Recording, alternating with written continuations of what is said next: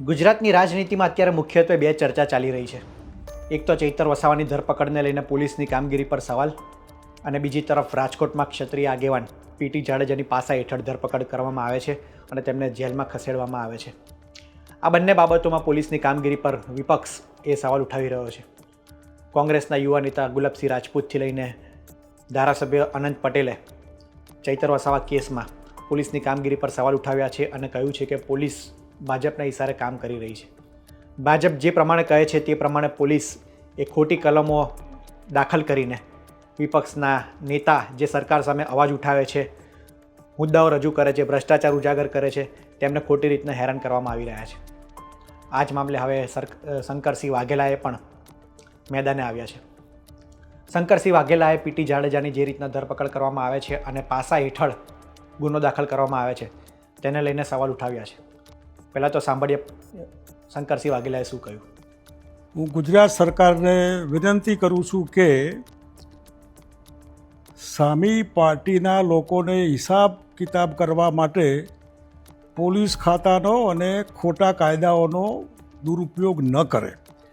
એટલા માટે કે હમણાં તાજેતરમાં રાજકોટમાં જે પીટી જાડેજા સામે પાસાનો કેસ કર્યો, આ પાસા મિસા જેમાં જામીન પણ ન મળે, આ રાજકીય કિન્નાખોરી કહેવાય, હિસાબ કિતાબની વાત કહેવાય.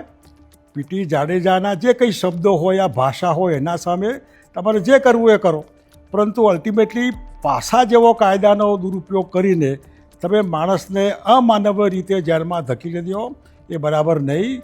આ સમાજમાં લોકોને એવું લાગે કે પીટી જાડેજા જે તે વખતે બીજેપીના સામે જે રૂપાલા સાહેબ બોલ્યા અને આગેવાની લીધી, એનો બદલો ભારતીય જનતા પાર્ટી સરકારના માધ્યમથી વારી રહેશે. આ બરાબર નહીં. પાસાનો કાયદો દૂર કરો અને બાકીનું તમારે જે કરવું એ કરો. એટલું જ નહીં, ડેડિયાપાડામાં હમણાં ત્યાંના જે ધારાસભ્ય એને સામેના કાર્યકર્તાની ફેટ પકડી કે જે કંઈ થયું હોય, આ એક સિસ્ટમ છે. એ સિસ્ટમમાં તમે જો એની સામે 307 લગાવો, માણસને મારી નાખવાનો કાયદો ગુનો આ તમે જો એમાં દાખલ કરો, એ પણ બરાબર નહીં.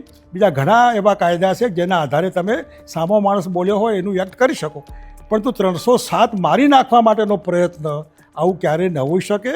જાહેર જીવનમાં આ તો ચાલ્યા કરવાનું. એ મહેરબાની કરીને આવા કાયદા એ કાયદાની તમે ડિવેલ્યુએશન કરી જાઓ. 307 શું કહેવાય એની ડિવેલ્યુએશન, પાસાનું ડિવેલ્યુએશન મહેરબાની કરીને કોર્ટના હાઈકોર્ટના ચક્કરમાં ને એમાં કોઈ ટકશે નહીં. એટલા માટે આ કાયદાનો દુરુપયોગ બંધ કરો અને સારી રીતે રાજકીય કિન્નાખોરી ન થાય અને સ્પોર્ટ્સમેન સ્પિરિટથી એકબીજાનો હિસાબ કિતાબ થાય તો સારું. પણ મહેરબાની કરીને આ બંને કેસમાં 307 રદ કરો અને અમારા જાડેજા સાહેબનો પાસાનો કાયદો પણ રદ કરો તો સારું રહેશે. આટલું મારે સરકારને કહેવાનું છે. તો શંકરસિંહ વાઘેલા એ પીટી જાડેજા અને ચૈતર વસાવા બંનેના કેસમાં પોલીસની કામગીરી પર સવાલ ઉઠાવી રહ્યા છે અને રાજ્ય સરકારને તેમણે કહ્યું છે કે આ રીતની રાજકીય કિન્નાખોરી રાખવી એ યોગ્ય નથી. સમાજમાં ક્યાંક ને ક્યાંક ખોટો મેસેજ જાય છે કે સરકાર ખોટી કલમો લગાડીને અને જે સરકાર સામે પડે છે તેમને ખોટી રીતના હેરાન કરવામાં આવે છે. કારણ કે પીટી જાડેજા એક ક્ષત્રિય આંદોલનનો એક મોટો ચહેરો હતા. તેમના નેતૃત્વ હેઠળ કે ક્યાંક ને ક્યાંક તેમની આગેવાનીમાં આ આંદોલન થયું હતું. ત્યારે બાપુ પણ કહી રહ્યા છે કે સમાજમાં ક્યાંક ને ક્યાંક એવો મેસેજ જાય છે કે પીટી જાડેજા જે તે સમયે સરકાર સામે પડ્યા હતા, તેને લઈને રાજકીય કિન્નાખોરી રાખીને સામાન્ય કેસમાં પણ પાસા જેવા ગુના દાખલ કરીને તેમને હેરાન કરવામાં આવી રહ્યા છે. ચૈતર વસાવા મામલે પણ તેમણે પોલીસની કામગીરી પર સવાલ ઉઠાવ્યા છે અને કહ્યું છે કે આ પ્રકારનું વર્તન એ યોગ્ય નથી.